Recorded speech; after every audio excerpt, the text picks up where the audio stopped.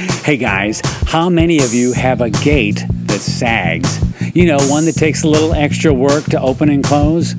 Well, I've got one that I'm going to fix today, and hopefully it will inspire you to do the same. Except my solution is a little bit different, so you may want to stick around and check it out.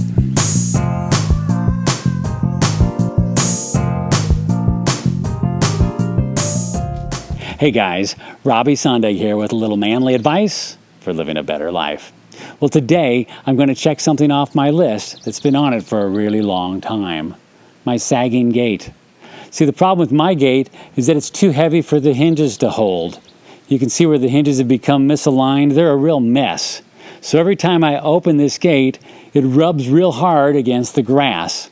That means every time I want to use the gate, I have to kind of lift it up off the ground. And you know what they say, gates that sag can be a real drag.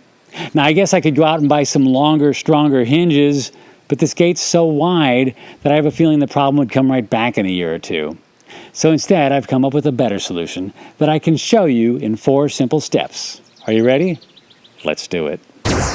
Step number 1, take the gate off the fence.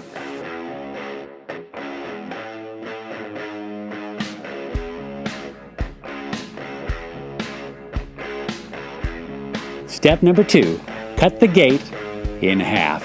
You heard me right. I'm measuring it down the middle and cutting it in half.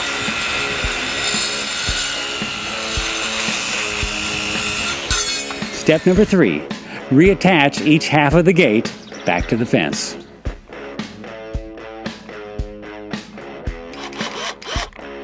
And step number 4, attach the latch to the middle of the gate. By cutting the gate in half and redistributing the weight from 2 hinges to 4, the result should be a gate that opens from the middle and lasts a lot longer. Let's check it out, shall we? So smooth, like butter. Now, I realize this won't work for every gate, but it did for me, and I love it.